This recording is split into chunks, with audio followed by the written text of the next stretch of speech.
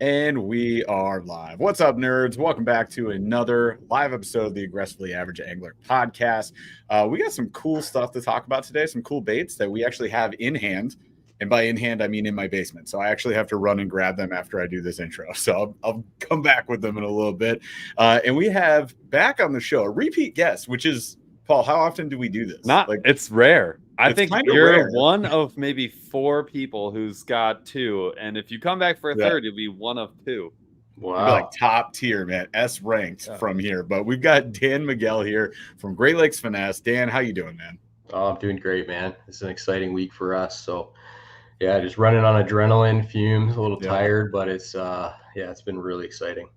Yeah, you got a big week. So do we. Yours is bigger than ours, though. Like, we're going to be dealing with, you heard, Icast next week. We're going to be at Icast from Monday to Friday. You're going to be there probably earlier. You got to get all your stuff there, all that. So I know you got a lot going on. We appreciate the time ahead of Icast week, and we're stoked to meet you in person there. Right, we'll come over, check you out, talk to Pradco guys, all that. That'll be neat. People that we usually just deal with on the internet get to meet in person. That's like half the reason we go to Icast. It's a blast. We're excited about it. So tonight, Dan is going to show us some of the brand new Great Lakes Finesse baits that he's excited about. Again, we've got them in hand, so we'll be able to check those out as well. And we're going to like maybe put him on the spot and show him some of the Icast preview baits, things that we've seen, just to, you know, see if we can get your opinion on it. You know, and you comment how you will. If you don't want to say something, that's totally fine. You could be like, pass. I don't want to talk about that. And that's cool. Looks great. Next. That is a lure. That is an acceptable answer. We will get to that later on in the show. Sure is. Have some fun with it. Okay. All right. Other than that, you guys, next week we will be in Icast, so no promises on us going live. I don't want to sit here and be like, we'll be there and then not show up for you guys. So as of right now, we're going to pretend we're not going live. And if we do, that's like a bonus, right? Because we will be editing videos in the week. Like, we're going to go film, edit, and post. It's a lot of work for us too. So just a heads up. If we don't go live next week, I'm sorry. But we'll be back after that with all the juicy details from Icast. So that'll be worth it. All right, that's all I got for news. Let's get into Q of the D as I go get these baits that I'm supposed to have with stage left. Get out of here. All right. So our Q of the D is just a fun one. It's our little icebreaker. Mine is, and I was thinking, I didn't actually have one set for the show. And then I walked by my kayaks this morning, and I was like, I know exactly what question I'm going to ask. So my question for you, Dan, would be, what is your worst fishing habit? Like, what's the thing that you do that you know is not good, but you still do it anyways? I can give you an example if you don't have one, because I already know mine for sure. Oh, that's a good question. Mine's horrible. It's really bad. What I do is I'll go fishing. You know, I'll go through 98 lures.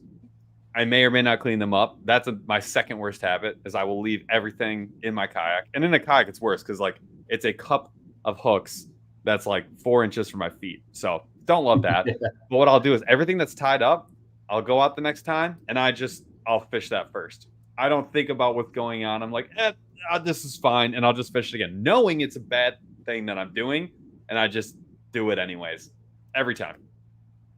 Okay. Yeah. I mean, I do that a little bit on the other end. Like, at the end of the day, I don't clean up my boat or whatever, right? Just too busy. And then the next time I go out, I got baits flying all over the place in my boat. But I would say, you know, I still slackline hook set sometimes. And that really, like, occasionally, yeah, I just get excited, and you know, if I'm not focused, you know, whether don't get all the way down and then kind of like, because you know that just requires some focus. So you know, occasionally I'll do that, and it's not often, but yeah, sometimes do that. I don't know. I'm trying to think. Do you ever do the double clutch when you do that, when you know you've done it? Or you like set the hook and you're like, that had no force. Yeah. So then you reel in a bit and then you just kind of lean into it a little. Yeah, definitely. I mean, I think we're all guilty of it here and there. Oh, I know the exact feeling, because I know exactly what I do, which is reel it in, and I'm kind of like, oh yeah, we're probably good. Yeah. When that fish bites, you bow down to it and then you set, and it's like, what was I thinking? You just know you did it wrong.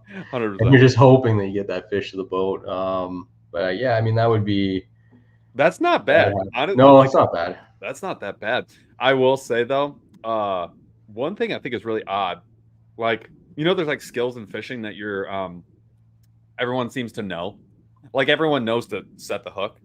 I'd like taught myself how to fish kind of. And so no, I would hear people say set the hook, and I kind of didn't understand it. I didn't realize like how hard you could really like set the hook. Yeah. And so I sort of like learned that. The one thing that no one ever really talked about that I kind of taught myself on, like almost, it was like intuitive, was reeling down. I never had no one was ever like, hey, you have to reel in all the slack before you set the hook. I was just like jonesing for the hook set so much, kind of taught that to myself. And then I would see other people do it, and then I realized like I wasn't doing it enough. Like, Yeah. I thought I was doing it enough. And then I realized like you have a ton of leeway to like really freaking set one, unless you're working with like ultralight or whatever. Yeah. It was probably 5 years into fishing before I was like, oh, I can go like 3 or 4 more cranks before I really freaking whale on one. Yeah. And then it was like a revelation. So I don't know. Jeff, what about you? Do you have like a bad fishing habit? Mine was like, I'm just fishing with whatever was last tied on the last time I fished. I could be 6 weeks ago. It could be today. Doesn't matter. That's like that is my worst habit. I'm like, this will work for sure. Because I left it on a month ago. I still have this chatterbait on, and it just has lived That's on what there. I'm starting with. I'm with Georgianne and Photo Bob here. Never retying, like literally bolo whip a dock, and I'm just like horsing it off, and then I finally get it loose. I get back out, and I'm like, cast, like don't care.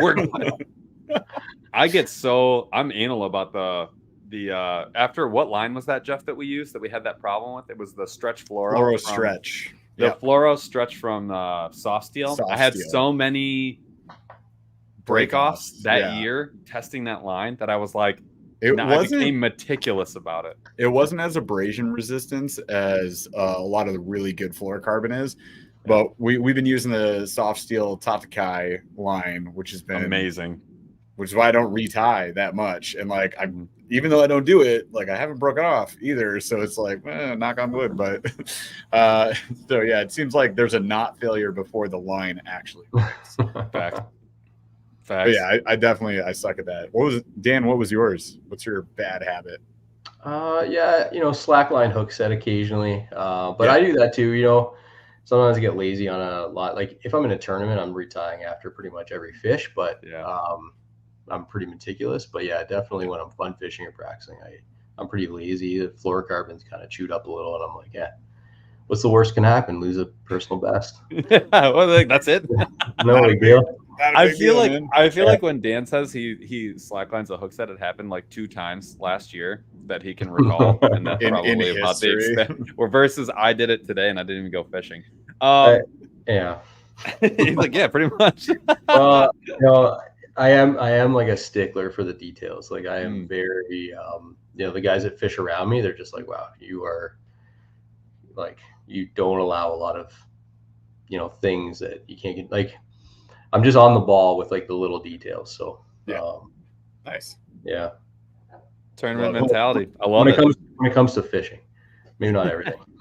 not everything, but only things that matter. Yeah, exactly. Julie says bad habit: staying in a spot way too long if fish aren't biting, and just continuing to try all the baits that you have in your entire tackle box. You're looking at a couple of nerds that do that as well. Kayak fishing. Paul and I have a habit there. Kayak fishing is like I feel like it's gotten way better the last 2 years. We don't do that nearly as much. But we used to be super bad. Like you waste a whole day in a hole. But you know what will change that for you is forward facing sonar. Live. Having live sonar. There ain't no fish here. You don't make that mistake. It's a thing of the past at this point. It is one of the best benefits of that. All right, let's get into the meat. New baits. So let's talk about we brought Dan on to talk about some new baits. As you guys know, we've been fishing Great Lakes Finesse for I don't know this whole season, right? A couple months. And I felt like we got it at a great time because we had an amazing spring with the sneaky underspin. I had a monster day with the drop minnow for sure, but the ball head jig with the finesse craw on Lake St. Clair from the shore, just knocking them out. To be done. for sure. So we've had a lot of good times. We've been accused of being fanboys because we end up grabbing it so much, and which I'm fine with. You know what? You're not allowed to like things, Paul. Don't you know? Yeah, we're not allowed to have our own opinions. But dumb. when people would ask us, like, what are you fishing? And for like almost a month straight, it was sneaky underspin, Cindy rig. That was it. To the point where people were like, "Shut up and try other Just baits." do something else. Like, okay, fine, whatever. But like, We're you like, know, okay, if it works, I'm gonna do it. So, but we've got some new stuff to talk about, and we've got Icast on the horizon here. So with Icast comes the plethora, the tidal wave of new things. So, Dan, walk us through what we should expect to see at the big show. What is it, next week? Holy crap! Yeah, it's crazy. First of all, it's not shocking that you couldn't put the sneaky underspin down. I mean, in the spring, especially, it's the lake vacuum. It's unbelievable. It should, if anything should be banned, it should be that. Honestly, if you're a crappie fisherman, it should be banned because I couldn't beat them off. It was nuts. Like, you could not get them away from that thing. Yeah, it catches everything. I mean, it's my best walleye bait. I catch brook trout with it. I catch panfish.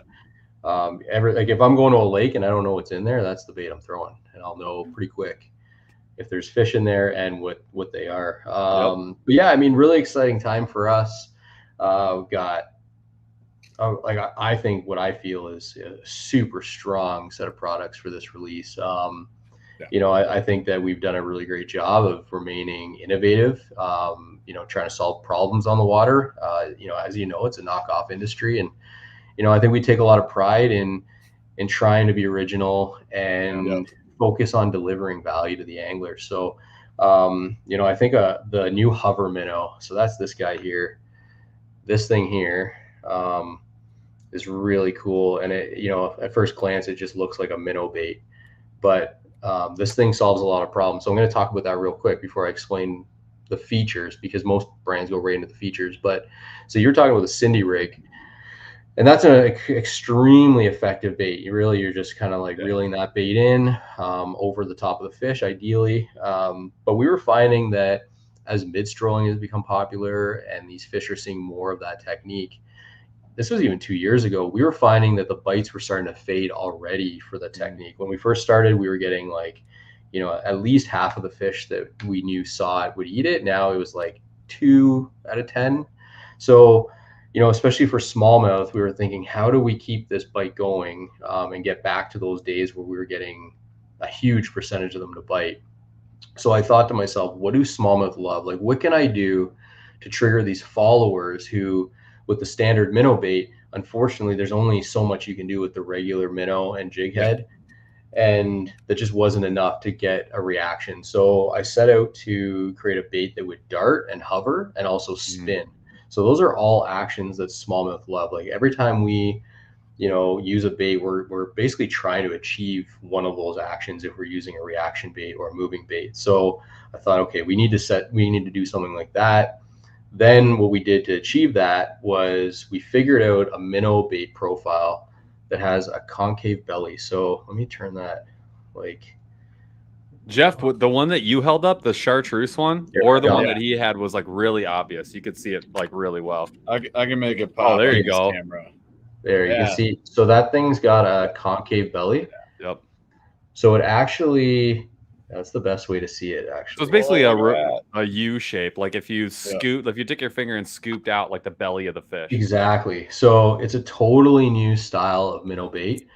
And we basically invented what we call hover darting. So this thing will, if anybody wants to see what this looks like, they can go to our our website. We've got video of this thing, but basically the bait will hover and also dart in random directions and roll. So every time you twitch the rod, it's going to do something completely different that you don't expect. And that's what really triggers smallmouth. It also spins. So what we find is if we cast it out, say we see a fish or we know they're on a piece of structure, we cast on it, it'll spiral down.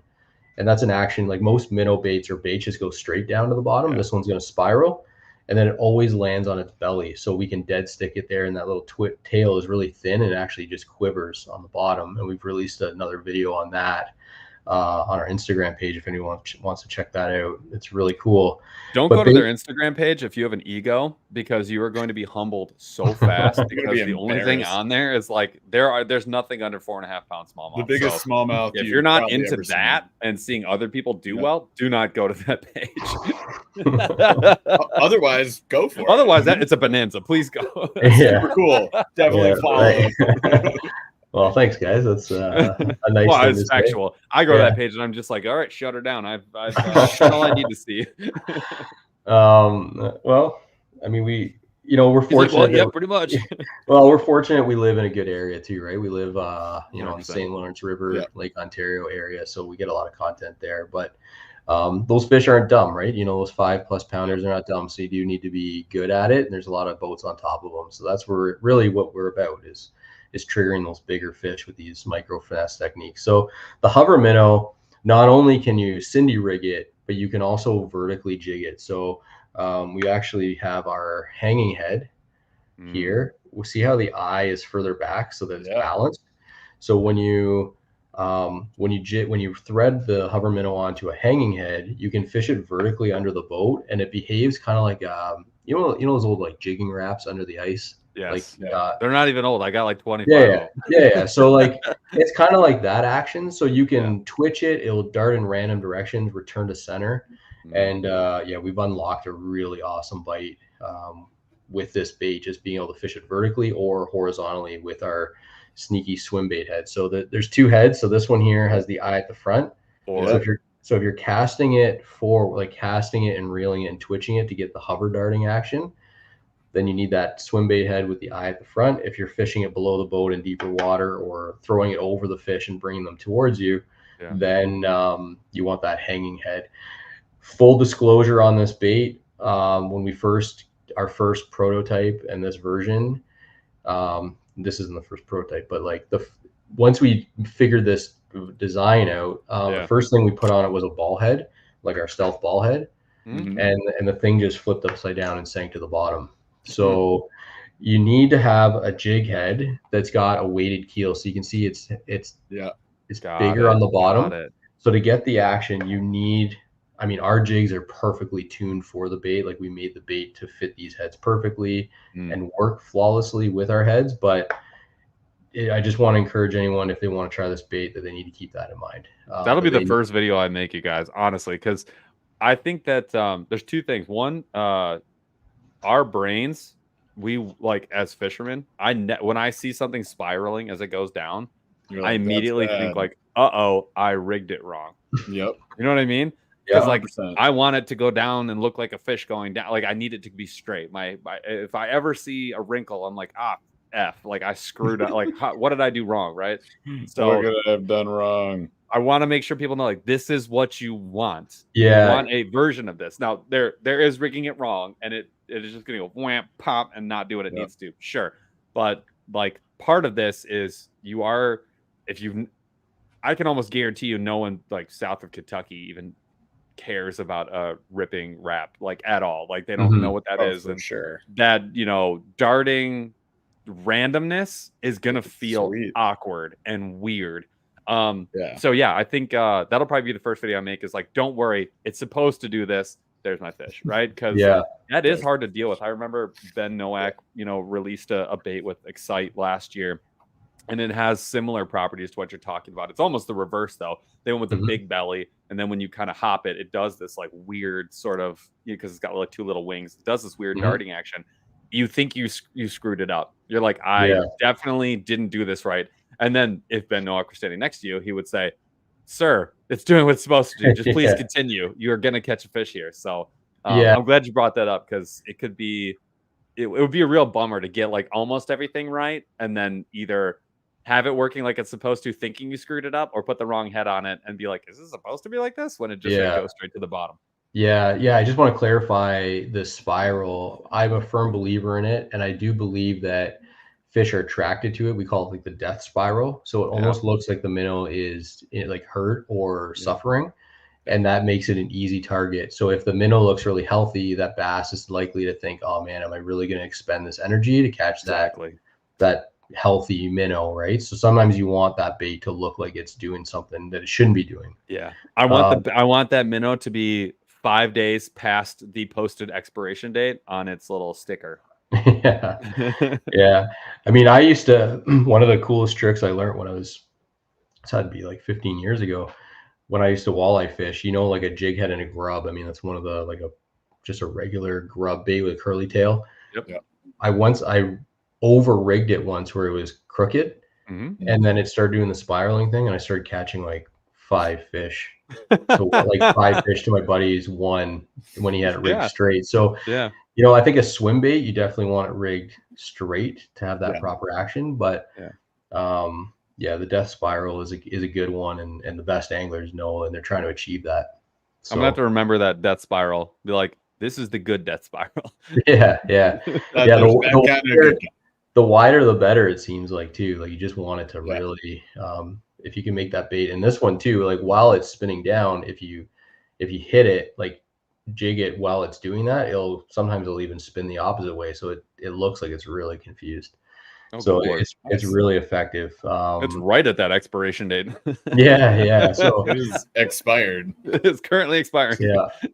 Yeah, so this is a really exciting one for us. Yeah, this hover minnow comes in 14 different colors, and they're all like fish catching colors. I mean, there's not the color lineup expansion is insane. Yeah, this is different. So we're seeing two-tone, and we're seeing it looks like I showed a split tone one. You're like green pumpkin pearl. Oh watermelon pearl.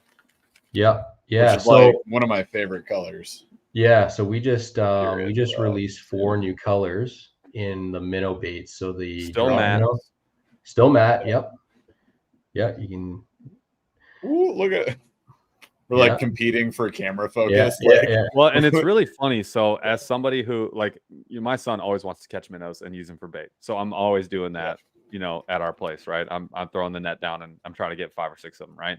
And there's basically 2 minnow colors that we get in that cold water. It's that color, the greenish with the white, which ends up being sort of like the matte silver kind of almost. Like by the time you get in looking at the middle of it. And then there's like the brown color, like the lighter tan. Yeah, so that's the right there, our smelt color. Yeah, so Jason Christie actually helped us with this color. Nice. And he's good at fishing. Yeah, he's all right. He's okay.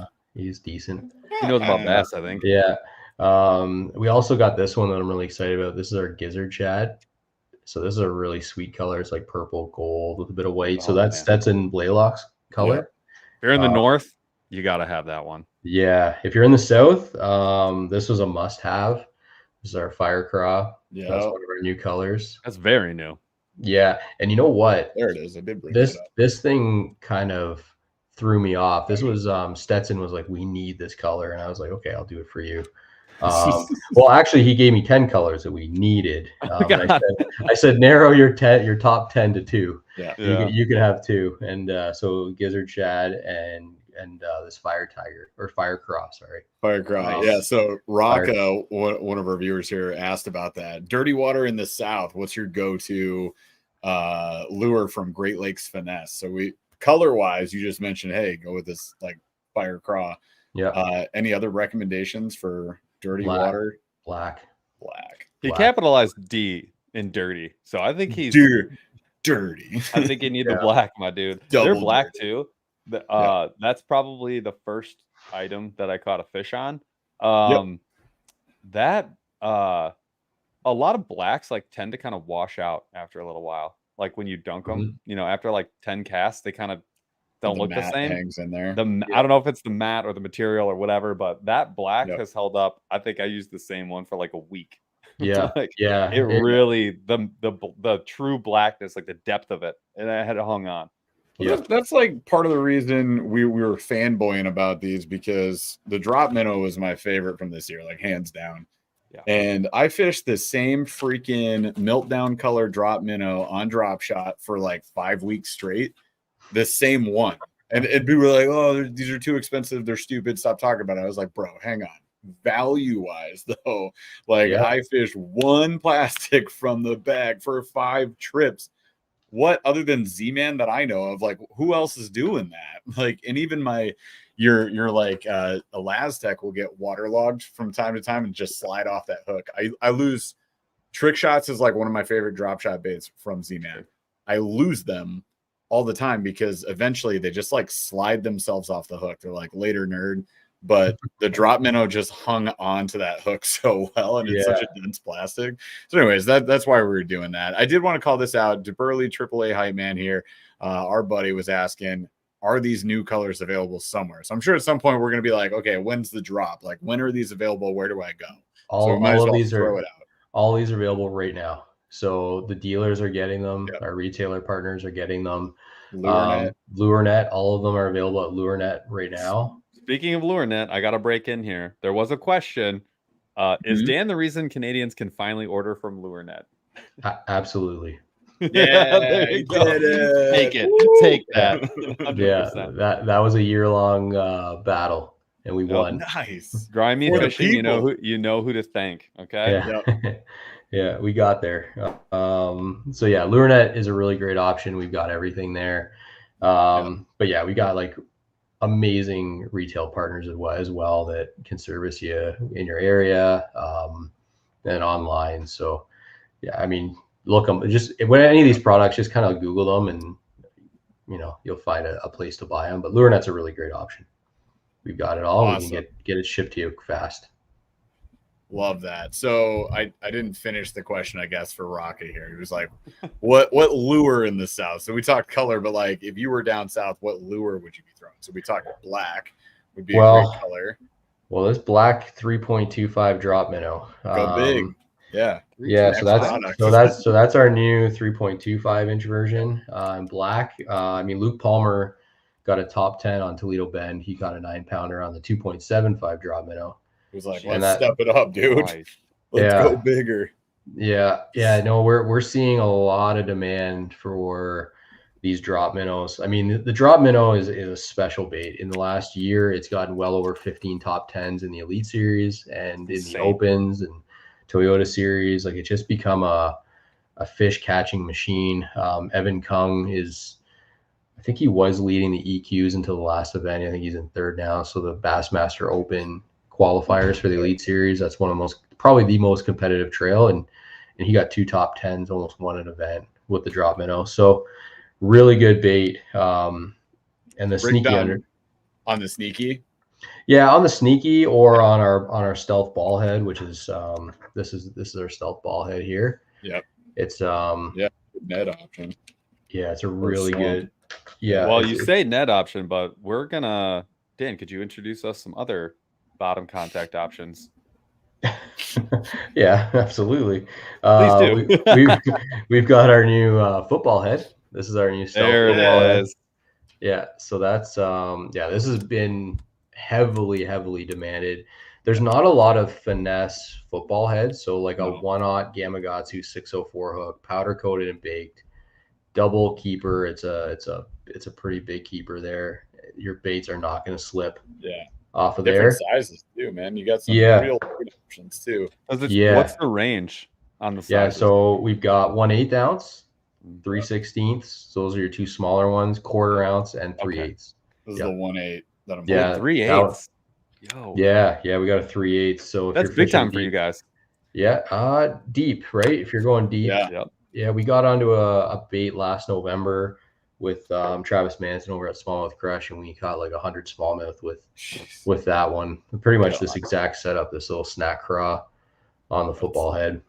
Yeah, so the football head, it's funny because so I was at my place on Lake St. Clair, and I was casting into this pile of rocks that I know is offshore or onshore, like right next to the break wall.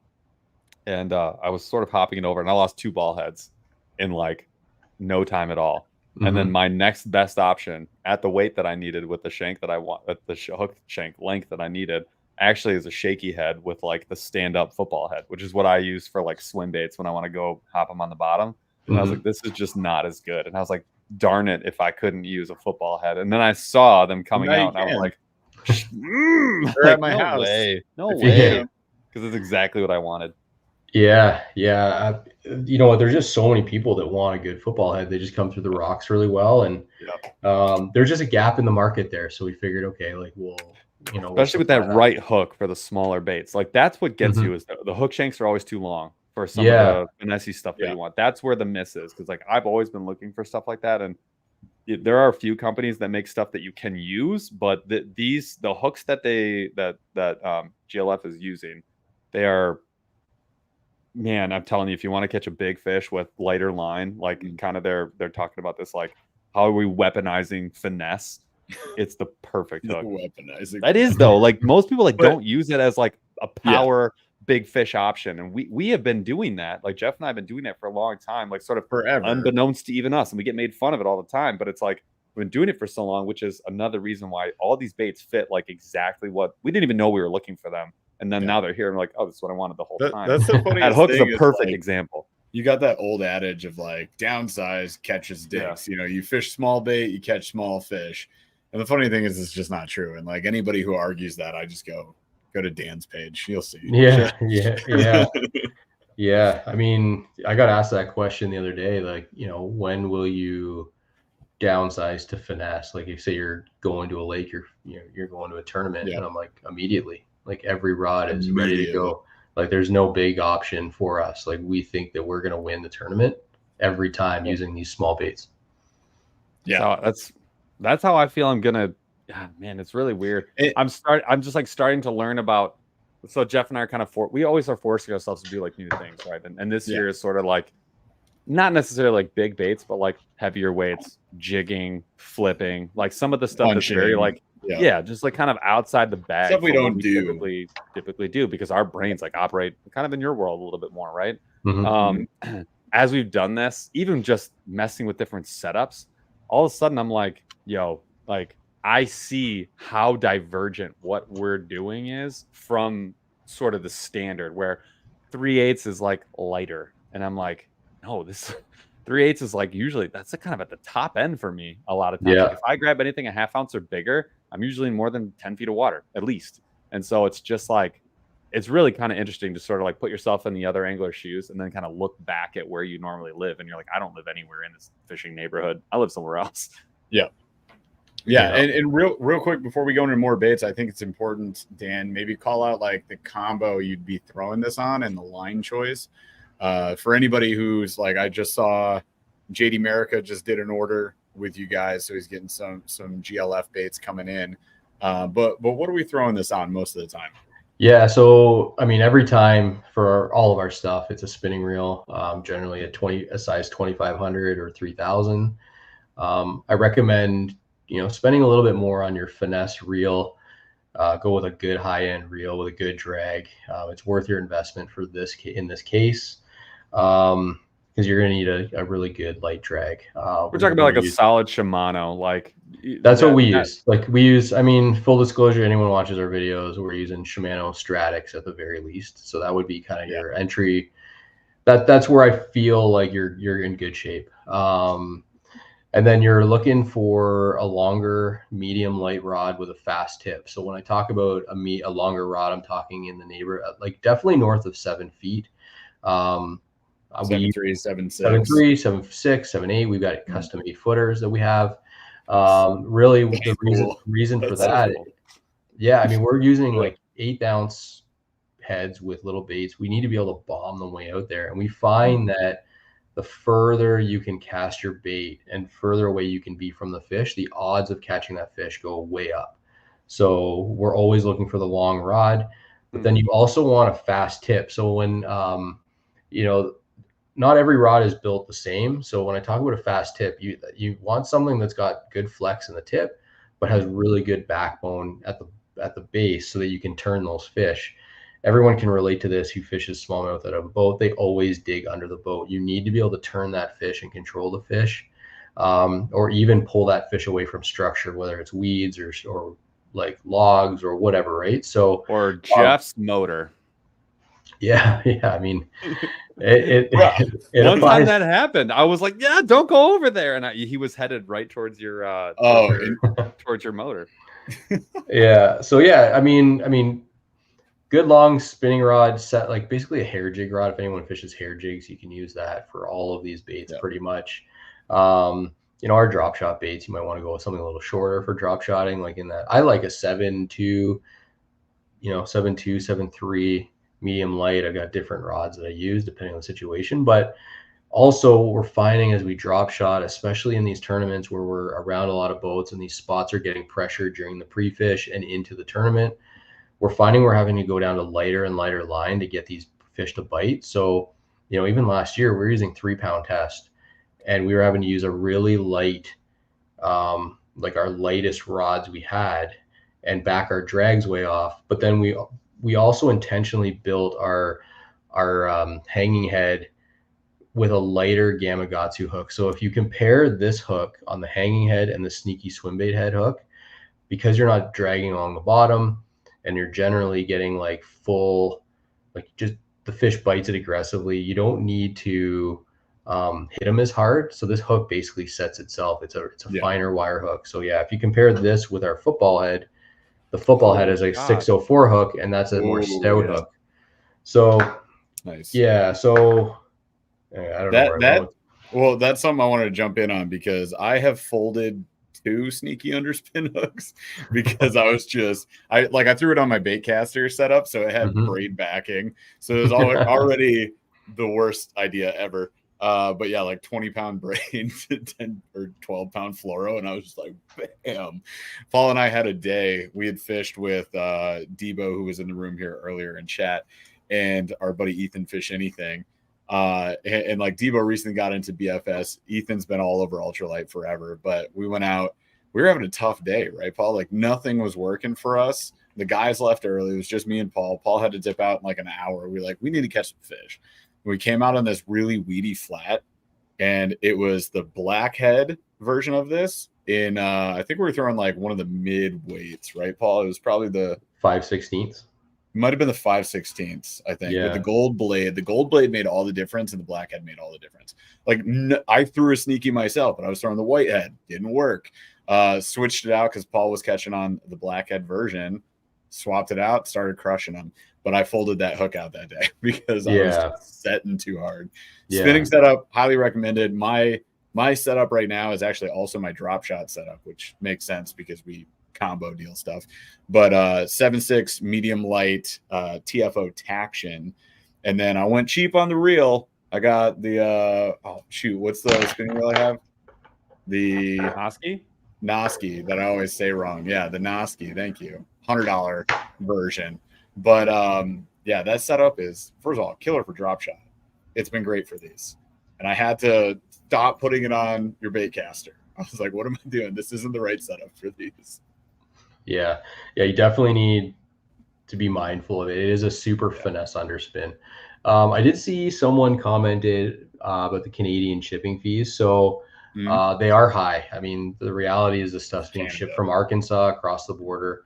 Unfortunately, we don't warehouse in Canada, even though I live here, but our warehouse is in the US. But I will say that we have really great dealers up here in Canada that have all the stuff, like Peterborough Pro Tackle, Gagnon Sports. I mean, the list goes on. Tackle Depot. There's a pile of them. Really, what we wanted the Canadian shipping for, it was what is it? The Lighthouse. You gotta get out. Okay. That's where you need it. That's my dealer. I'll hook you up. Yeah. Okay. Really, what we wanted the Canadian shipping for was if there was things that you couldn't find and you felt like you needed. There's a lot of tournament anglers that, whoever their dealer is, they just don't have stock, but Lurenet did, and they were like demanding that we ship to them. They didn't even care what the cost. So that's really what that's there for you if you're doing a big bulk order. I mean, it is expensive to ship across the board. That's just the reality, unfortunately.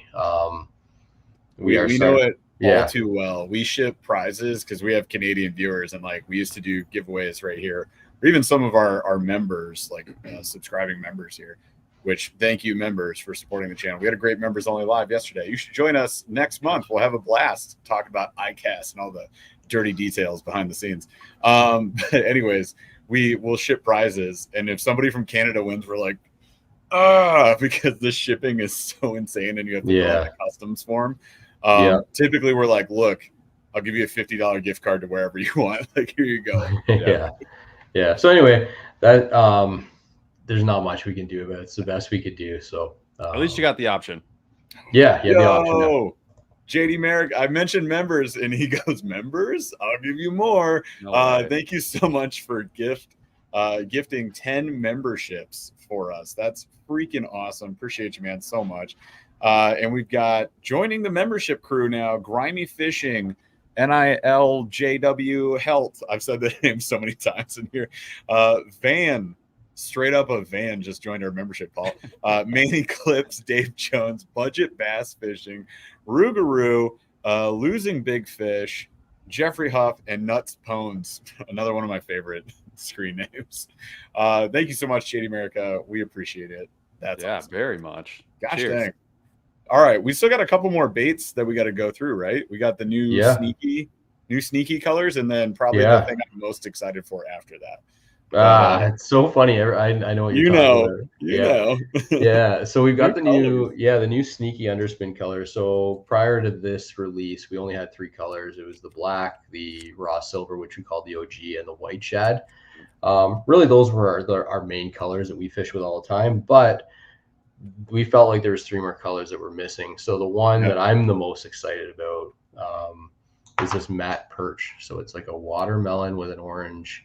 It's freaking juicy. It's so awesome. This thing, if you fish any water body with perch, you pair that up with a green pumpkin drop minnow, it just smashes them. It's unbelievable. We've got the matte green pumpkin, so that pairs with like our green pumpkin colors really well.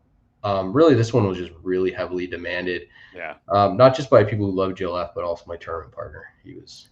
Dude, I am so guilty of overlooking green pumpkin jig heads. It's stupid. Yeah. Like chatterbaits as well. Like I started throwing just straight green pumpkin chatterbaits, and they've been crushing around here, Paul. Like on the Clearwater Lakes, like the one I live on. Yeah. Like I never grab. I'm always like, bluegill, shiny shad colors, you know. And I never throw just straight green pumpkin, but now I do. Yeah. So that's clutch. It's good. I mean, that's my number one color. I mean, when it comes to baits or sense. whatever. Yeah. If I can only pick one, that's what I'm going with. And then the last one is the chartreuse with shad. It's hard to see with this light. Yeah, but it's got chartreuse in it and white. Yeah.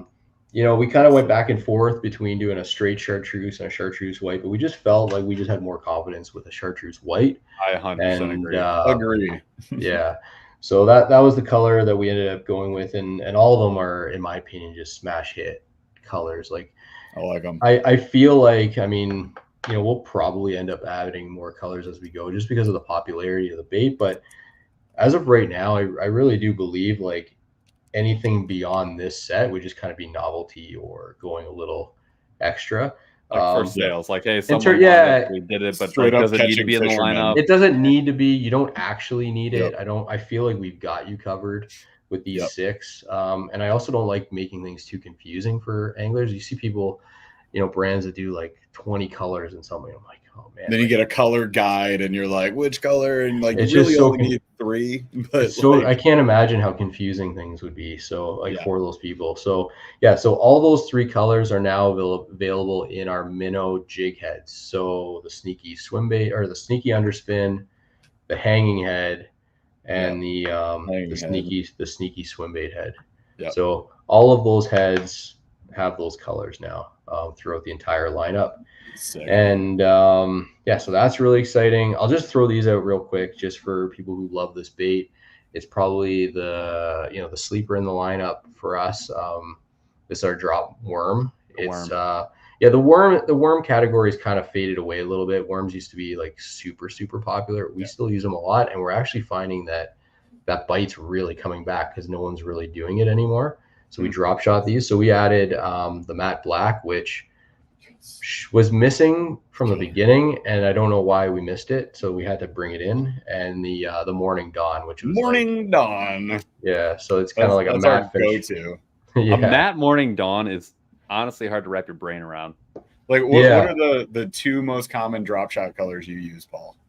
Morning dawn and chartreuse, probably. Morning dawn and straight chartreuse, or like a chartreuse pepper. Like is those are weird? The most common. I don't know. Chat, are we one weird? That's entered my lineup though? Then Jeff, you'll recognize the orange and with the black pepper from Mule. That cowpoke from Mule Fishing is orange was like a color I just never used until like 2 years ago. And now, dude, I vividly remember, Paul, when we called it out on a podcast. We're like, "What color do you never use?" And we were like, "Orange," and never gonna. What am I doing? What is this, Halloween? A year later, I'm like, orange is my second favorite color. It's right up there, right up. I love the green pumpkin and orange combo, like the perch colors that you have, Dan. Our buddy with Mule Fishing has a similar color called Pasture Fire, and it's like one of my favorite. It's so Nice. good. Yeah. But Awesome. cool. We got one more bait. Yeah. Yeah, I mean this one's caught me off guard. I'll be honest. It was very in demand. We were Yeah. making them for ourselves, like we use them like crazy. But I just felt like, really, like, is this going to be the thing? And when we started releasing this information to people and retailers, like, I'm kind of annoyed that it's overshadowed the hover minnow, but this is our, because the hover minnow is so exciting. Like, I'm like, man, we innovated a whole new bait. Like, we made a bait that doesn't exist. We created an action screw that doesn't that. exist. Give me this. Screw this. Here's our finesse jig, our matte finesse jig, which is an awesome bait. Like, don't get me wrong. But yeah, we've got a jig that's like super small, super compact, built on a really good hook. It's built on a Gamakatsu 604, which in my opinion is not just my opinion, like you ask the top smallmouth anglers in the world what the best hook is, it's the Gamakatsu 604 for landing big fish. And we've got that built into a micro finesse jig, and it pairs perfectly with our snack craw. So you can trim it back as much as you want, like that skirt. And it pairs with like any trailer, really. Comes in 6 different colors, all natural looking colors, like green pumpkin brown, black. It's all matte finish, no chip paint jobs, so you can bang them off rocks all day. And fine, like a really fine skirt material. And I was going to ask, is it it's fine cut. It's like really is. It is. Yeah. It's super finessey. Yeah, you can't actually, we had to like custom order this material because most jig material is twice as thick as this. Yeah. So it's like a special order. And we had to order obviously we knew we were going to make a lot of them, so it made sense, but you can't just go buy this skirt material. It's very custom. So I'm fishing this immediately, the drop minnow, because they are hammering craw on our lake right now, the one that I live on. And like, if you throw a craw that is red-ish, you're going to catch every fish in this lake. Wow. This is going to catch 1 million fish. I'm excited. Perfect. Yeah. So yeah, I mean, yeah, fine, fine skirt, wire tied. We made it as premium as we possibly could for, so a lot of people ask the question, why go with a ball head? So most of the jigs that are made for smallmouth are football head jigs, and they're generally bigger.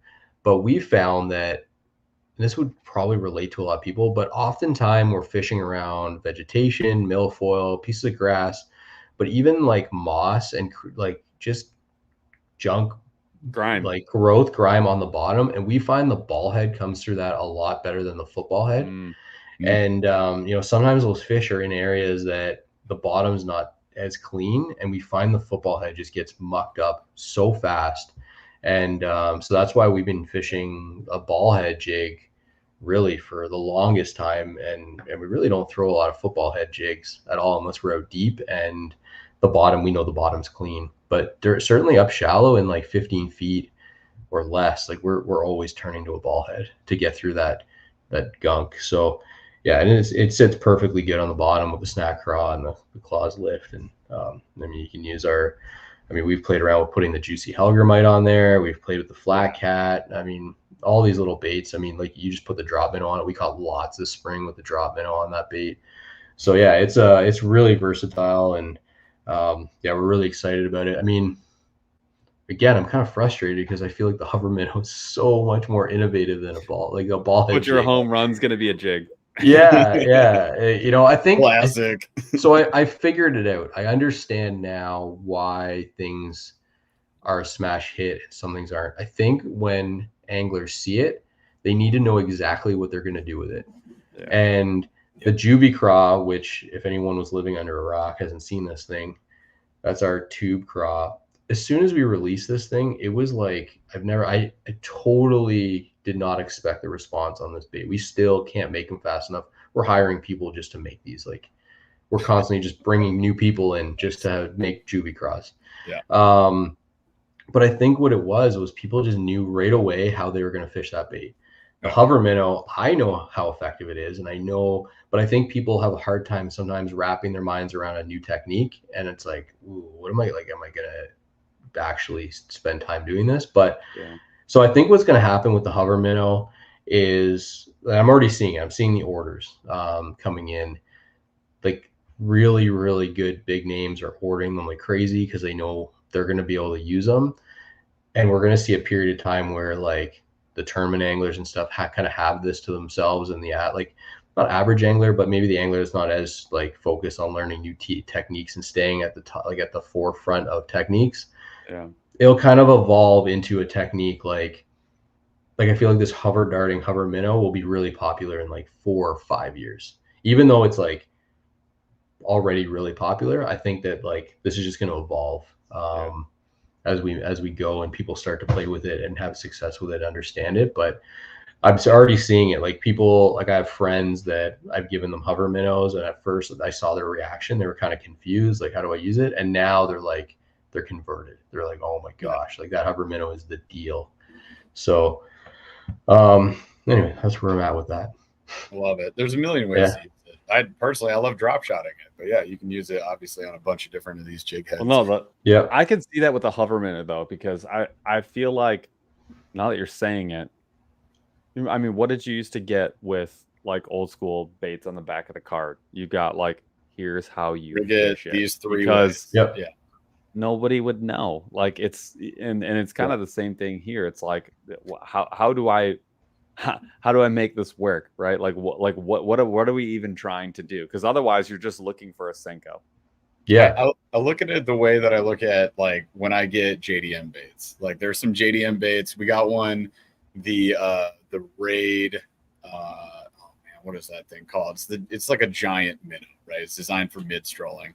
Anyways, got that, and I was like, what do I do? The Raid fish roller. I think it's called the fish roller, but we got like a 6-incher in this in the hookup tackle box that we picked up a couple weeks ago, and it's really cool bait. I was just like, what the heck am I supposed to do with this thing? It's gigantic.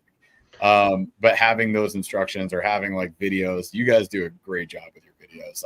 I want that from more fishing companies. Like that should be more consistently the thing. Just rig it this way, fish it this way. Here's how it looks in the water. Hell yeah, I'm on board. I feel like the website on LureNet's really good, but it does seem like, I mean, QR codes are a thing. It would be kind of, now that I'm thinking about it, just like, slap a QR code on everything. How to fish this bait, and then go right to your YouTube channel. I like that. We've gotten that with a lot, not a lot. Some gear lately has been better about that. Like Bixby had QR codes on everything. I was like, yes, install videos here. Cool. Good idea. Like, I definitely could see that with baits. That would be good. Yeah, we try to really. I mean, that's not a bad idea. I got to explore that for the packaging. Sorry, I mean, not jabbing at you because you're the only one. But wouldn't it be kind of dope to get a bait that you don't know, or even if you're in the store and you're like, what the f, and like learn to fish it. Here's how you fish. Like, look here to learn how to fish it. You go up, pull up a YouTube video. It's 2 minutes long. Rig it like this, fish it like this. Show you catching a 5-pounder, and then you just sold a bag. I like seeing how it performs in the water too. Just it gives me better feedback, so I'd be like, that's what I should be looking for. That's how it should behave, Exactly. No, and like if anyone wants to see the video on the hover minnow, I think it's pretty compelling. Like we go through all the ways to fish it, and I think we do a pretty good job. But just pointing people in the direction of that content would be helpful, I'm sure. So I mean, it's a big part of our strategy. We know, and like you said, like we see all these brands just release a profile or name off the features and expect anglers to understand what to do. And we try to at least help people understand. I love how they describe. So yesterday with our members on the live, we went through the Bassmaster Icast preview, which isn't obviously everything that's going to be at Icast, but there's like 130 things that Bassmaster likes. So they throw them up there. But at any rate, we're going through that. We're reading the descriptions, and they are so ridiculous. It's like, okay, it's a minnow. Like we read specifically a pre-rigged minnow, and the description was a friggin' paragraph. We're like, what? There's not that much you have to say about this, dude. It's interesting, the industry. Yeah, I can see how it's hard though, because I mean, you were talking about, you're like, I just spent a year and a half getting it to where it is. Yeah. I know so much about it. I forget that like the rest of the world doesn't even have as no frame of reference whatsoever. Like, Yep. Or half the at time all. doesn't care about. Well, They're just like, how do I put a fish on this thing? That's what they Yeah. want. That's it. Yeah, not even. I mean, it because sometimes the baits are so the fuzzy dice is a good example. Mhm. Like the person who came up with that knows exactly what to do with it and will catch a Yep. fish with it instantly. The Yep. average consumer walking through goes, "What the fart did you just try and sell me? I'm For not an idiot." $27. Yeah. Like so. I mean, you Four, like use four, that as the base. four cubes and some strands for 20 cubes, bucks. man. You're out of your freaking mind, dog. Yeah. Like, no, this isn't even a fishing bait. I should be Yep. eating this. Like, Mhm. so if you kind of Don't take eat the it, Paul. extreme, well, obviously, I say obviously, but I don't know. Like, again, like maybe the I average, will. average person walks into Tackle Shop Yeah. X or is scrolling through Omnia and then stumbles across newest, craziest bait, and you're like, Yeah. what are you talking about? I wouldn't half even. half the things we see at Icast, right? Like you go through the new product showcase, I and could we'll see do a that. video of the whole new product showcase next week, you guys. But like whenever we go through that, half the things I'm like, what is this, or why, or we didn't need that. Yeah. You know? Well, I think And another then the good other half example. is like, that's cool. Another good example, that's like the when we first got sort of fishing got introduced into the Yeah. whopper plopper, and it was Mhm. like everyone would have told you, Ain't no you way. kind of instantly think like calm water late Yep. at night, right at sunset, run that top water. Well, that's like kind of the last place that I would throw that bait. Now that I've fished it a bunch, I'm like, I kind of want some chop, I want some wind, and like it does so much better in that scenario. It works in open water on a calm day, but like that's not the best bait for that scenario. And like, there's just like, how would you know that if someone didn't tell you that? Like, Yeah. the bait's so far out of your experience, like at the time, and this will probably, there'll have to be some education. Like, all I want to do is just make videos on how to do the hover minnow, because I'm already like, I already know it's going to work. There's some baits that sort of do stuff kind of like it, just not in the way that you designed it. So it'd be like, if I can show how this works, like there are going to be people who will buy that and get, like, or won't buy it because they just don't understand it. And I want to like smash that barrier for people, like, because that's what we end up doing. Like for some people, like the first 2 years that we did this, it was like, how do we get people to recognize how to and teach people how to do the Ned rig and the drop shot? Like that was like our shtick for like 2 years, because we knew how to fish it. Other people would be like, I have no idea what you're talking about. And It you're was like, right when the Ned was coming up, but people Yeah. were saying like, I don't get why this bait is popular or this style of fishing is popular, because I fish it all the time. It's a finger. Why am I fishing this? Yeah, exactly. Yeah. Yeah, Ned fishing is very effective. So yeah, like you said, it's just education and takes time for anglers, and really it's kind of word of mouth, right? Like one guy tries something, he figures it out, tells his buddy, and they think they've got the secret, and meanwhile there's 1,500 groups of guys who think they have the secret, and and then just spreads, right? And then next thing you know, it's the chatterbait. So that's how it goes. So yeah, I think the hover minnow will just take time, but I think anyone who does want to spend some time learning it, they're going to have it to themselves for a little bit, and it's going to be, they're going to be pleasantly surprised at how effective it is. I want to be pleasantly surprised. You will be. We definitely will be. It reminds me of like when mid strolling was just picking up some heat, but people would look at it and they're like, okay, what am I supposed to throw this on? It's more like finesse half the time. It's like, how do I actually run this bait? Just straight retrieve? Do I twitch it? Like, what do I do? So it can get kind of convoluted, confusing, and then people are like, you know what? I'll just Texas rig today. Bye. I do want to personally thank you though for not making any forward facing sonar specific baits, because that's hot right now. That's hot. I mean, they're all every bait is forward facing sonar. The whole lineup is. What? No way. You're telling dude. me that you can see other baits even if it doesn't say specifically forward facing sonar? That is. Yeah, I mean, maybe our settings are so tuned that I can see our every bait I pretty much use. FFS enabled. Yeah, it's just well, we should go through. You have to push the enable button on. Yeah, I have to turn it on. You need to forgot. Let's go through like a couple of what we're gonna see at Icast, and we can if you want to do that, because that's the first thing that's on there is a Forward-facing sonar enabled jerkbait. Jerkbait. So I'll call it out here. Like, Dan, you're in the industry, man. We don't want to get you in trouble. So if there's anything like you're like, listen, I'm not going to comment on this bait. We'll just move on. But we'll kind of scroll through, point out some things. I'd be interested I'd be interested to know what you are interested in. Like as that's really what I'm looking fishing, for. like Sure. what would you try? How would you try it? What do you think is cool? I'd be interested to get your reaction because I know what I thought when I go through there, but I'm extremely opinionated, so nobody cares. Yeah. Nobody does. I mean, one thing I've learned in this industry is that everyone likes different things. So I don't think I'll knock on anything, but I'll definitely all right. So we're gonna kind of burn through that. You just tell us if there's something you actually think is neat. But starting out at the top, we were wrong. It's a jig.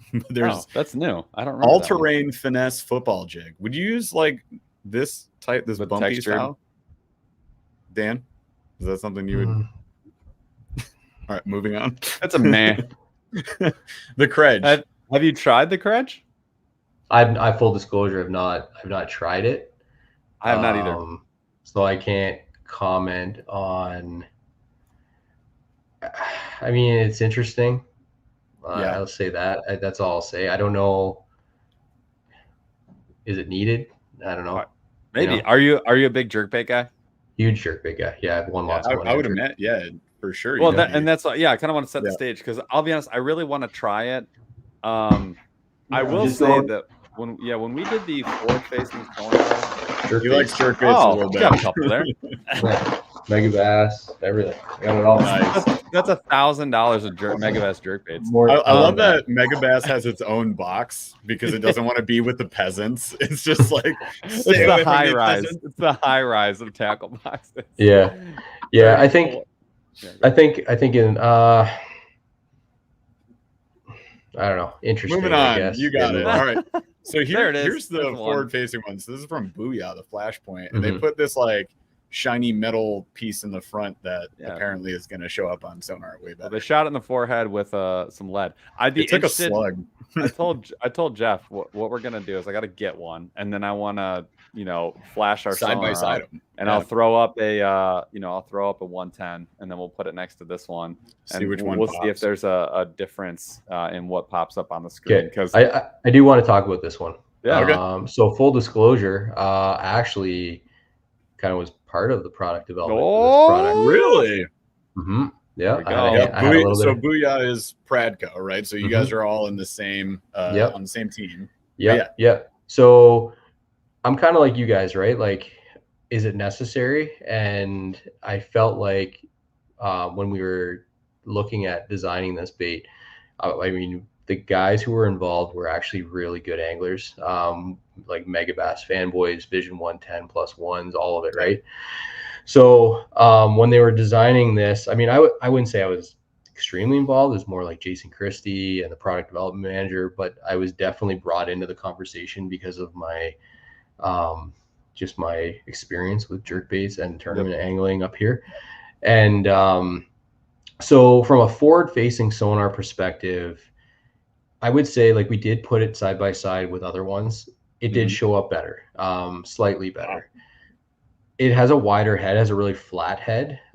So that flatter head is really what I think does that. Now, when you look at the flash point, so the flash point, that chrome, it's kind of like a metal plate, like a blade type of thing that's embedded in the head. And so we actually filmed a full video for this, and I was actually on set and was camera boating and with the camera guys when we did it. And I was kind of like you guys. Like, I'll be honest, like I was like, is this really that cool? Yeah. When you see the underwater footage of this thing, and when the sun hits that blade, the light that gets thrown off that thing, it is a look that they've never seen before. Yeah. So really, I think the value in this bait is more so than the forward-facing sonar, which again really plays into just product placement at the marketing level, retail level, just creating buzz. The real unique thing about it is that shine from the blade when the sun hits it, kind of like a spinner blade when it's jerking back and forth. And it really does have incredibly tight action. So every time you hit it, it barely moves forward and it slashes side to side really, really nice. So I think, at first glance, if I wasn't involved in the product development of this, I would have been skeptical. But now that I've seen it, fished it, seen it smashed fish when we were filming. Like the fish catches was the least of our concern. Like we caught fish. The first fish on it was like a 6'8" smallmouth. The first, you're gonna see the video, and this thing's a mule. Like it's huge. Yeah. And it just smashed, and it was like nearly every cast. So this thing is actually will surprise people. So, but I can see your point of view. I can see where people. I was like I said when I first saw it, and I got brought into the under the hood, just under the hood, like seeing what was going on, asked my opinion, seeing the bait. I was like, I don't know. We are all photo Bob. He says, "Damn it, take my money. Had no interest, but now I'm buying it." I feel the same. So when I saw this, I didn't think forward facing sonar naturally because I'm like, whatever. I thought about that's gonna flash underwater. Yeah. It's gonna be great, and that's different from all of the jerkbaits. So that's what I was interested in. It is a lot different, and I think that the underwater footage was not only needed, but it is very compelling. Like you'll be shocked at. Yeah, it was crazy. Sick. Yeah, love it. What do you think about these new Daiwa little jerkbaits, little jointed one? We've fished this one, the TD minnow. We've had this for a while, and it's pretty sick. A lot of fun on BFS actually. Yeah, I mean Daiwa puts out really cool stuff. If Daiwa's got their name on it, it's generally pretty sweet. These little humpback minnow shape guys, because they have a couple. There's a few of them. You have I got a trout one, I got a silver one, and then I got a silver and blue one, which is not for me usually. We had a pretty good fishing day. It wasn't the greatest, but it was mostly topwater. And then on the way out, I was like, I forgot I need to try these. Had it on the wrong setup. I just tied it on to just give it its 15 minutes for the day. And I was like, it made me late getting home. It was just like fish. It's pretty slick. All right, stop us if you like any of these jigs. You're not into high definition skirt material? Oh yeah, that's right. So Dirty Jigs is promoting their high def skirt, which I'm like, I'm gonna need to see this in person. But, exactly. You fish rats at all, Dan? No. I wouldn't think so. Be like the last thing. $55 rat looks neat. How about this one? We're actually interested in this one. What do you think about this? That one looks. I like that. How big is it? What was the length? 6-inch deep diving, 18 feet. Yeah, that's a pretty sweet bait. That's freaking cool. Looks nice. And I mean, $22, but yeah. Maybe I'm ignorant. Maybe I'm ignorant. But how many deep diving crankbaits have you seen with 3 trebles? None. But this is a cross. Yeah, the only thing is, but it's a 6-inch bait, right? Yep. Yeah, it's a big. That's a big bait. Oh yeah, that's 100%. A long bait. It almost needs 3. Yeah, it's the jerkbait crossover of the crankbait. It's a super long crank. We're excited about that. We're getting that for sure. Hey, how about this one right here? I think boring. What do you guys think? Next, boring. Next, skirted ballhead jig. The industry doesn't want that. No, I mean fish snatcher for sure. Absolutely. Yes. Yeah, that's sick. These Gamakatsu, the matte finish on these is actually pretty dang cool. Never heard of that before. They got 2 of them. There's a neon one. Thing's freaking nuts. Yeah, that red will surprise you. Yeah, I've won some good money with a red head. Yep. Really? In tournaments for largemouth. Yep. I'd be interested to see what you'd put on as a trailer on that one with that hook keeper. That's what I was kind of thinking about the whole time. I was like, what am I going to put the on double wire? Yeah. You're rigging it once. Well, with a really sparse, it's got sparse material. It's not, it doesn't look super heavy. So I was kind of interested by that one. I was like, I don't even know what I would do with that. Yeah, it's a swim jig, right? So you'd throw some sort of swim bait on there. Seems that way? Yeah. Or like a flapping craw or something. I like it. This thing, the greenfish dot minnow. I'm pretty interested in this. Oh yeah, that I am interested. Yeah. Good patterns there. Yeah. And it looks like they more almost like not vertical, but like the forward-facing sonar, like sort of video game joystick, like put it where you need to put it, which I think sounds fun. Yeah. How do we feel about the spit and image? All right, were you involved in this at all? Did you see this at all? No, I haven't been involved in this one. I mean, I think this one was in development prior to me being involved with Pradco. So, I mean, by all accounts, it does what it's supposed to do. I mean, it's obviously inspired by another bait in the industry. So another dozen baits in the industry. Yeah, it's a spitting image of something I've seen before. Yeah. I also love the Bassmaster typos are obscene on this. If you ever go through this, there's so many. The bait is called the spinning image, and they just went straight up spitting image. Spitting image. Oh, Come on, guys. There's a good half dozen. There's banging, a bunch like that. Yeah. Are you throwing 1 or 1.5 ounce jigs, Dan? No, I could see a need for this though. That's a pretty cool bait. I've seen it in person, and I know John Cruz. Yeah, it's so huge. I would love to throw this. It's just when I saw like I called it up, I was like, "What the f?" That's my northern heart going like, "What are you talking?" There's no fish. I can't imagine a fish that is around me that would eat that. I think muskie anglers might start adding that. I mean, I've caught a pile of muskies in tournaments on jigs, so that might be a good option up north.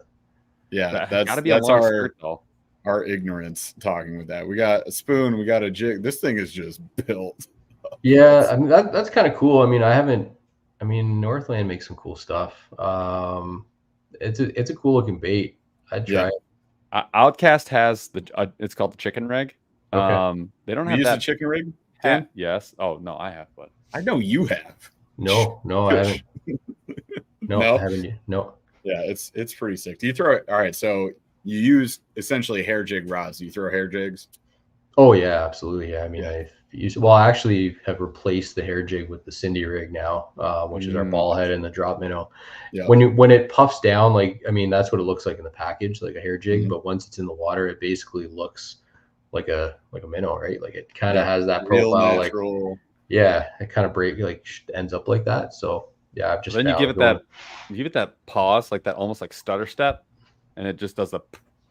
Yeah. Sometimes, I mean, I found the most success is just straight reeling the thing, and then occasionally I'll kill it and it'll go to the bottom and open up. But yeah, I mean, hair jigs are always part of the arsenal. Yep, love it. We got Northland's got the Sunny Bee Deep crankbait. We got matte colors coming out with the Rebel Craw. I love those. Yeah, those look pretty slick. We got the big size. Grew up with that freaking thing. Yeah, we've used like the mini, the smaller size, a whole bunch, but we just picked up a bunch of the big size, and I've caught a decent number on them. It's a cool bait. I mean, Rebel is such a cool creek company. Like they just make really cool stuff. I agree. Creek fishing. Yeah, I love it. What about the Rapala PXR Jowler? Yeah, I'm just gonna go no comment on that one. Okay.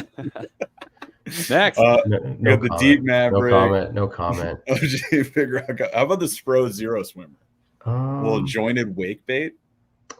Yeah, maybe. I mean, I used to have a bunch of wake baits, like not wake baits, jointed baits like that. I don't know. I just never really felt. I don't know. I just favor a solid bait for the most part. Yeah, like a jerk bait or a solid whatever I'm swimming. I don't know what it is. I can't get on board with the jointed stuff too much. I've never been like I must have a jointed bait. Yeah. Same with me. I'm not like wow. You know. I've had them. Maybe we're missing out. I don't know. Like I've had them work, and I know people who are the opposite, but I'm kind of with you, and it's probably just my my fishing upbringing. Yeah. All right. Strike King Hardliner. So we got they took their chick magnet and changed it. Kind of. It's still a circuit board lip, but flat side crank. It looks all right. I'd try it.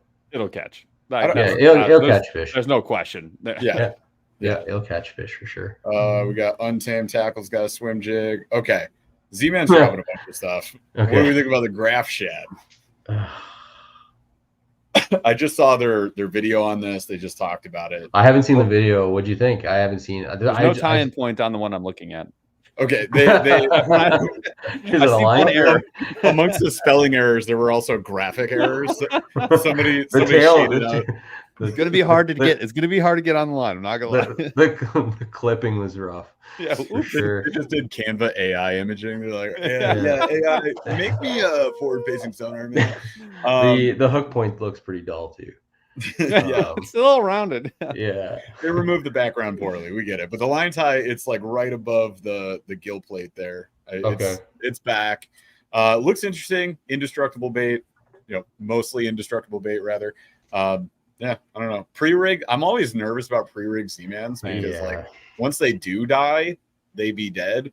But they probably have like replacement tails. I don't know. I haven't like dissected the bait. That's how I feel too about anything pre-rigged. There's a lot of really cool baits, but yeah, as soon as they're pre-rigged for me in the package and you get one body and one hook, like I mean, how horrible it would be if you bought one of those $14 pre-rigged baits from one of the biggest brands. And Jeff, how would that feel? The first cast, you decide to set the hook on a rock and your hook point's done. Like so Paul's making fun of me for having the sleeper craw, even though it came in our hookup tackle box. That's the only reason I have it. It was with other baits. I actually love that bait though. The sleeper craw is insane, and it has caught me well over 50 fish for $10. It is $10, you guys. But I agree, Dan, it would have been horrible if I lost it. Somehow that thing, it pulls through cover pretty well. I did fish in the river too. It has no claws now, so it's just a pre-rigged Ned. And I posted a picture. I was like, RIP to this bait. And like Megabass was like, yo, actually keep fishing that because it's going to keep catching fish. And I did, and it does. So the craw is the exception. What gets me is the paddle tails. And when they're not that durable, it's like it's the dark sleeper, even when they're durable. Yeah, the dark sleeper is the one that falls gets apart. Look, I it's like my pet thing where, especially when you think about like I hate to make this like disparaging because it's not, but like the average angler going out and spending that much money on a paddle tail. Once the paddle tail's gone, that bait's dead. And those, I mean, maybe, I don't know. Maybe it should be that way because what it does is a death spiral. So maybe the death spiral can work for it. But I've never had anything eat that after the tail goes, and I've always been like, you have actually that day on the river where we fished a dark sleeper as part of like a box challenge we did, and after I couldn't catch on it. I got bit and missed a fish is what happened. Then I just gave it to you. Then you fished it. You caught a fish, you lost the tail, the face ripped apart, and then we were just tumbling it through the rocks, essentially. Oh, that's right. Yeah. And then it got bit again. It was just chunk bait at that point. But it's like, how disappointed would you be, especially when you could have gone and gotten the Storm pre-rigs. You could have gotten 5 of them for $7 for $0. And I get why it's useful too, because like, when you first start fishing, threading baits is hard. Finding the right combo is not very good. You maybe grab the wrong weight or whatever. So I see that they have this one. There it is. I see that they have their place, but then to go and charge like 18 or $20 for one. I'm sorry. I'm the Z-Man model makes more sense to me. $7 less destructible. Okay. Any opinions on the Tungsten Evo? Jackhammer. It's replaced because they don't have. Before you speak on the Tungsten Evo, what's your? Are you lead? Are you tungsten when you're doing your drop shot? Do you care? For drop shot? Drop shot weights? Oh, in a tournament, tungsten. Any other time, lead. Fair enough. I have heard. So I was talking with Travis Small with Crush about this years ago because I'm usually fishing tungsten, and I made the point. I'm like, I do like that they're smaller. That's nice for me. And he was like, you know what though? When you're fishing around rocks and you're using those little teardrops, they do get jammed. Not as much as the cylinders, but they do get jammed. And he's like, nice thing about lead, you give that a couple nice tugs, maybe come back the other way, and it's softer. They're soft, and so you can get them out of there. Sometimes they jam in there, but they're still usually they're soft enough. If you got enough line tension, you can get them back out. So I think good point. I gotta give him that one. That's a good. I'm not 50 cents, 25. I'm not cents. really. So actually, here I have like 2 packs right on my desk because I'm gonna be going. I got a tournament out there this weekend, but like, cheap lead. Oh, that's my go-to. Cheap lead. But we use our quick shot clip. So we actually have one of our products in our product line. Right. So we tie that little clip, and then you can use pretty much any drop shot weight. So yeah, I'm not too particular. I mean, if I feel like tungsten is needed, but if the bite's like super hot or whatever, I mean, lead's just fine. Yeah. So what do you feel about paying up basically not double, but almost double the price for a tungsten? It's jackhammer price now. Yeah. Because they don't have the jackhammer licensing or whatever anymore. So they had to redo everything. So now they got the Evo, which I love, for $10. Great. I think all around chatterbait. And then you go tungsten, now it's a jackhammer. So yeah. Any thoughts on that? I mean, they've got so many. I mean, they make great chatterbaits. I mean, I've used their chatterbaits. I haven't fished this one, so I can't tell you what I think. But I mean, if it's a replacement for the jackhammer, which it is, it was probably just required, is needed. It's required. It's going to be legit. And you'll get different colors than we were getting with the jackhammer because they're the Evo colors. But anyways, $16 for that. Kind of neat. All right. Crush City, the Mooch minnow. Hey, man.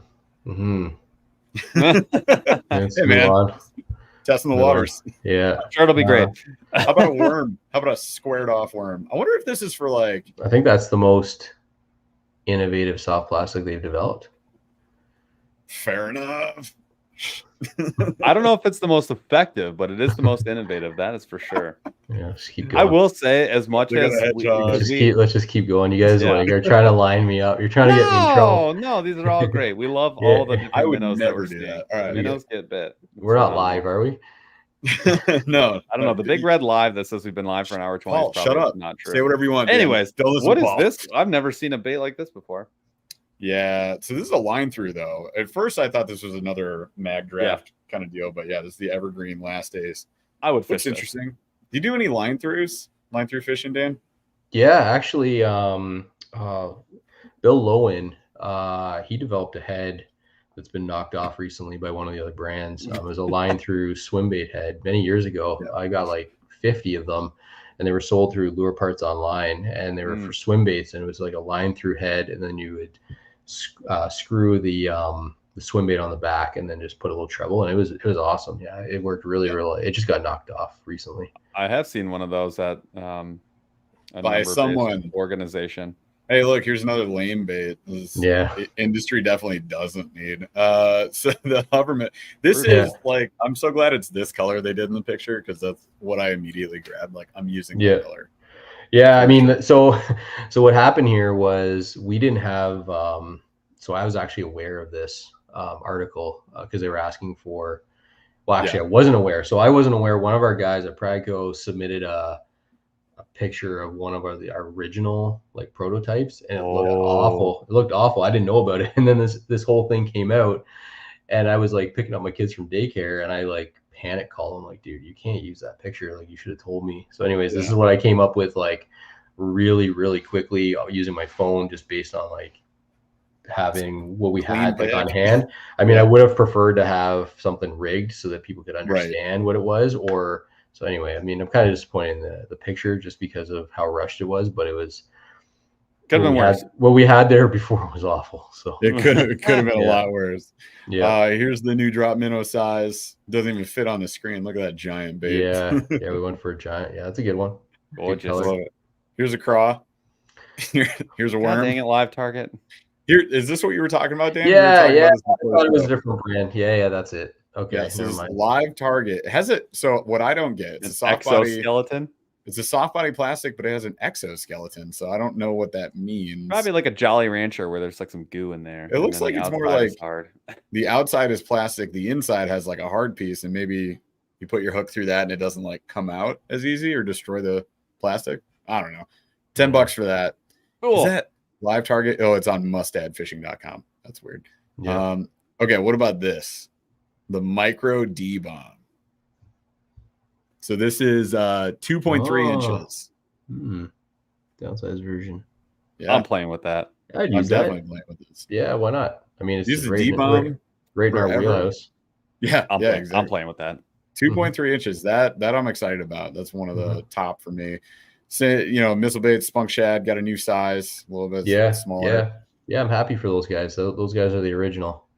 Yeah, the spunk shad. The spunk shad's the original. Pickle tail kind of design. Yeah, that's sick.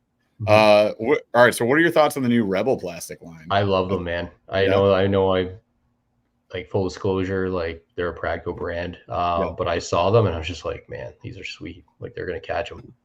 Yeah, they did a The really good next job. one is the one I'm excited about. Is it the craw? Yeah. Yeah. That thing's pretty neat. This is super neat too. Yeah. Little baby craw. I told Jeff, I was like, right when we were going through, I was like, I love the keg design. It's pretty cool. I'm excited to mess with it. But then I saw it on this plastic and I was like, oh, here we go. Yeah, no, yeah, they did like I really had no say in any of the designs or anything, and I will say they did a really good job with this, like the team that was like working on this project. Whoever rigged this one, I wish they would rig all my baits. Yeah, it's pretty well done. Clean. Yeah, that's a bot. That looks fake. Like that's an artist. Yeah, dude. Okay, this thing's pretty nuts. Snag proof zoo wake. Yeah, that whole zoo series is really interesting. My only concern is the hookup ratios. 0.0. That not zero. I feel like it'd be. Yeah, no, snag proof. They generally make pretty nice. I haven't fished it, so I can't speak to the lane. That would be, you're asking me for my initial impression as we're going through this. I haven't seen this stuff, but I mean, that would be my only concern. Does it make it a bad bait? No, it'd be great for pre-fishing, right? So when you don't want to hook them. Yeah. So maybe there's a really good application, but I don't know. I don't want to knock on it because it could be incredible. I can't speak to it. Good concept. I mean, why not? You're solving a problem. Exactly. I'm interested to see how it performs for sure. I was thinking hookup ratio. I fished the snag proof worm, which is a hollow body worm. And I'm just thinking like long tail section of that. It does float. It was interesting. I caught fish on it and then lost it at some point in time, unfortunately. But I think snag proof makes some interesting things. It's, mid to high price point for hollow bodies. These are $9. Most of their products are like $8.99 and above. Which is that's what you get. This is what I was joking about. This minnow right here, this pre-rig has just so much description from striking. I'm like, bro, the hook is sharp. The hook I will say that it does stand out. Like I've gone through this like briefly, this whole like release thing, and this thing was like, it stood out to me because I was like, what? What? Interesting. Okay, what do you think about the final copy? I joked about this before. Striking did. I thought it was pure. Striking did. Oh, that would have been way worse. No, the final copy. That is amazing. Good for them. I mean, you know what? I'm kind of like cool with it. Yeah. I'm like, you know what? At least we're not hiding it. We're not hiding it. You're going. We're going to copy it. You can't, people are going to talk about it at the show. They're going to talk about it weeks and weeks after the show. So I think it looks a little bit different, though. It looks a little bit different, doesn't it? I don't know. It looks weird. I don't know. Here's the thing. Like, it's $6.99. That's why it looks so different. So this isn't your $20 plus mag draft. This is smaller too, I believe. You can see the components. They're going down in the components quality to meet that price point. If you want a mag draft and you don't want to spend $20, like, I guess, go for it. Yeah, I think kudos to them for trying to bring that style of fishing and make it a little bit more affordable for people to try. Price point. Yeah. Yeah. I think name, they're going to regret the name when someone else copies it. The final copy. Yeah. The extra copy. Final copy V2. I was just the epilogue. Final copy. Like, oh, Jesus Christ. I just did that today with something I had to send off. It was like final V2. That'll be the final, all caps, final copy. Yeah. V4. Yeah. Yeah. All right. And then we got, maybe you don't want to talk about that one, but we got the Z-Man Chatter Shad. So they took the chatter spike, put a flat tail on it, vertical tail on it. Sure. Yeah. Go see the action on that. Whatever. The drop kickers. Yeah, I saw that. Okay. Turd face. I think, and look, obviously people understand why I make some of these comments, right? But I mean, we are doing some pretty cool stuff, and I think people are noticing, and they're going, okay, like, we want to be part of that category. Yep. I get it. But that's credit to you guys too, because you know, people make fun of us for like fanboying on you, and it's like, well, if it works so good, like, why would I not be? And then, you know, you can That's the just thing. you can watch other people be like, if other companies are looking at what you're doing and saying like, oh, I have to make the not final copy, someone else can make the final later, but I'll make the original copy, right? The That's original final the copy. original copy, the original final copy. Then, Yeah. you know, I think that Yeah. tells you all you really need to know about the actual original, right? Yeah, Yeah. exactly. Yeah, I mean, it's fine. I don't get too bothered by it. I knew it was going to come. So The I'm not funniest- There's no dodging it, man. No, There's, there really we all, isn't. yeah. There's no dodging it. The Mhm. funniest thing to me is when fanboys call fanboys out. They're just like, "You're being a fanboy," and like they're just mad because you don't like their brand. But we literally had somebody have a meltdown in our comments when we were talking about Great Lakes Finesse. They were unhappy. They were like, "You're ruining this for everybody because you're promoting baits that are $6.99 a bag or whatever." Blah blah blah blah blah. And I was like, "Dude, get over it." It's so funny. Get a life, bro. Check out the Z-Man mini turds. What are these? That's a cool profile. Yeah. I'd throw that. Yep. Oh, Turd dude, fatty yeah. looks neat. I'm excited. This is one that I'm really excited about testing. The thing out this year. I'm curious about, if it's Z-Man, I mean, it's not going to sink, right? Unless you put a weight on it, right? So it's kind of Ned or bust. There's another JDM company. I think it's who makes one. There's another profile that's very similar to that. One of There's the a big bunch. JDM. Yeah. There's a bunch. We've been testing out, but they're gravity baits, so they're meant to sink. I actually just posted a video of the Yamatanuki, which it's different than this, but it's similar. Great skipping bait, so much fun to fish, flips well. It just does a lot of things really well. But we were skipping it, and I was thinking about while we were fishing, I was like, well, you know, if this was the Z-Man plastic, like, what would you do with it? Because the nice thing about the gravity bait is the weight's built in. It's a half ounce on its own, right? Yeah, I mean, you'd have to weight this one, and it would be kind of like bottom contact for the most part. I mean, you could drop shot it, but there's a billion things that you could drop shot before this one. So as we were going through, I'm like, cool, but I kind of want to imagine what I would do with it. They made it for jigs. They made it for Ned rig. You could Nico bait it, but like they're Nico rigging it. But mostly they're recommending finesse shrooms, Ned locks. It's Ned rig. All day. It's just a big Ned. Then we go to the Z-Man Shad Tron. Looks like a shad to me with a wedge tail. Interesting. Yeah. We haven't caught on the Mulletron yet, man. Is this line through too? This is probably line through. It's got to be. It's the same hook. Yeah. Over under line through harness. Yeah. I think that's what the LT stands for. Yes. That's what we figured that out late in the game when we got it to unbox. We're like, LT? I don't know. Oh, line through. That's it. I think we covered all the baits. Yeah. Let's get my screen out of here. All right. That was fun. We didn't put the heat on you for it. What are you talking about? Yeah. No. I mean, and look, like, you know, I understand what's going on in the industry, and you know, just gotta keep powering through and doing our thing. And you know, you need up on your wall. You need to buy those baits and be like, V1, it's yours. V2 up there can be whoever copied next. V3, copy, get them up. Copy two. Make a trophy room of all the copies. I think, you know, I think what gets me sometimes is when it's not so much the attack on the other brands. It's more the lack of focus on providing value to the customer. You're just literally trying to make money, and you're not actually focused on providing value. And that's disappointing when that is supported, because it's not, I mean, it's probably just because of my core values, but I just feel like my focus every day is how can I help anglers? And I feel like the best way I can help anglers is by creating new products that help them with situations that they're facing and they're not catching fish. Yep. Yeah. In some of those cases, I feel like it's a boardroom decision where they're going, we're losing market share. How do we get that back? And how do we take that new innovative company that's doing cool things? Let's get rid of that threat.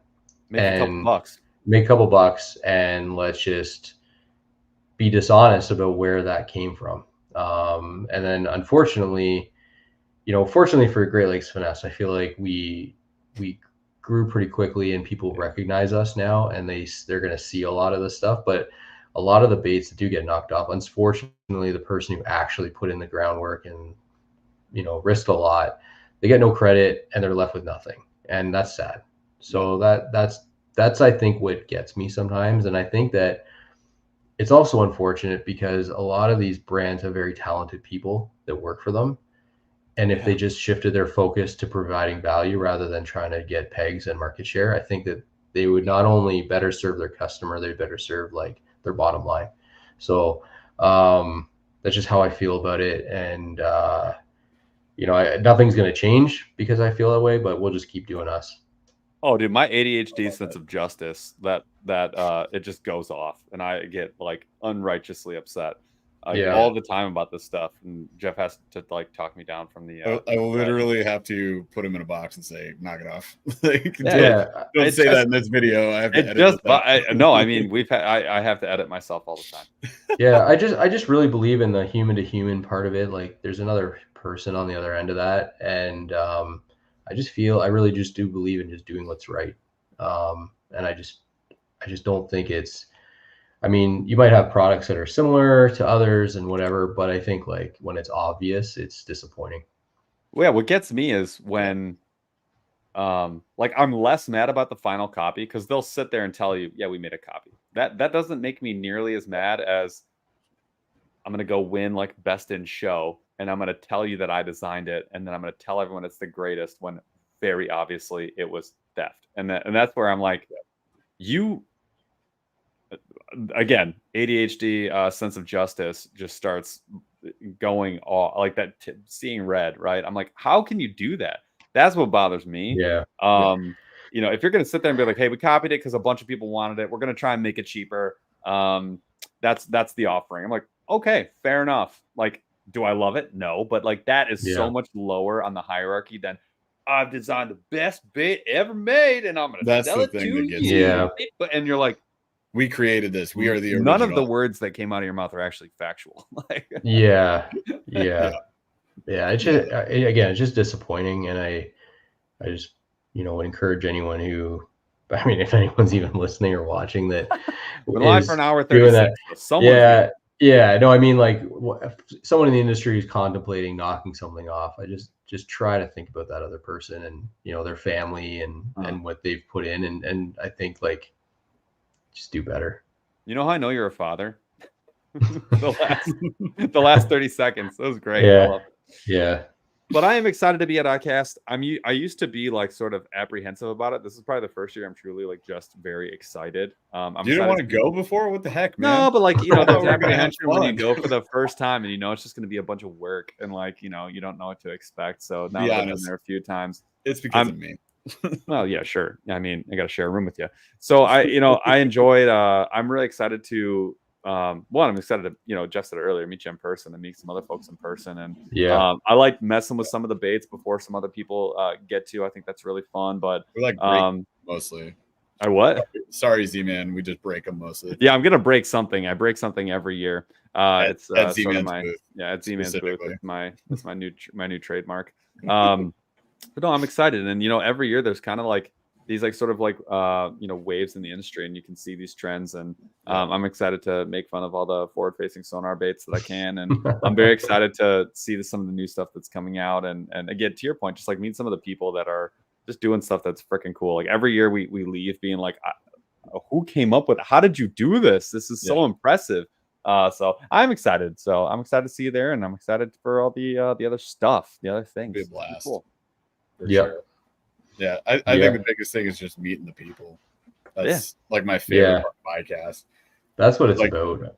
Yeah. If you talk to them at all, you talk to them in an email, maybe an Instagram DM. And then, like, meeting face to face, totally different. Changes the game. So love it. Yeah. No, let's definitely meet up there for sure. Text me and we'll come bother you. Yeah. Last year you probably could have. I'm so booked this year. It's crazy. I've been the amount of meetings I got, it's good. Actually frustrating. No, I want to be in the booth, right? Meeting new people. So I'm getting pulled into a lot of meetings, but it's fine. We'll be walking around nonstop. I'll bring you a beer for right after your last meeting. How about that? Yeah, sounds good. Yeah, absolutely. So, I'll see you for sure. Awesome, man. Well, hey, we appreciate you being on the podcast, sharing all these new products with us and giving us your 2 cents on some other products dropping. There's a ton more stuff that will drop, you guys. Like the previews they never do it justice. There's so many more things that'll be at Icast. We'll be there all week next week. We're going to drop 2 videos, like one Wednesday, one Friday, while we are at Icast. So you'll see stuff on this channel. So stay tuned for that. Dan, anything you want to call out before we bounce for the night? Yeah, I do. We've got 3 entries in the new product showcase for Best in Show. So if you guys like them, Juvie Craw, Hover Minnow, and the Hanging Head are all being entered. So, you know, I wouldn't be too upset if you guys threw a vote our way on one of those. So, but yeah, caught me like almost all of my biggest fish so far this year, so I don't feel too bad about voting for you. Okay, well that'd be awesome. That'd be really appreciated. Yeah, and I just want to thank everyone for the support. It means a lot. We get tons of messages and pictures of PBs, and it's just a lot of fun. We're having a good time, and yeah, just thanks everyone for your support. It means a lot. Dig it. Awesome. All right, you guys, make sure you're following Great Lakes Finesse. Check them out. Watch those videos that Dan was talking about for sure. Go to the website, go to their Instagram, look at giant smallmouth, feel sad for yourself, all the good stuff. We will maybe go live next week, but no promises, and also probably not. If we do, it'll be like on Instagram or YouTube on our phone or something. So haggard, just like, yeah, we'll be trashed by editing videos. Death by editing GoPro content is what it will be most of the time. But thank you so much for hanging out with us, with Dan on the show tonight. And we love you guys, and we'll catch you, if not next week, the week after on the live. So, Chaz, take us out.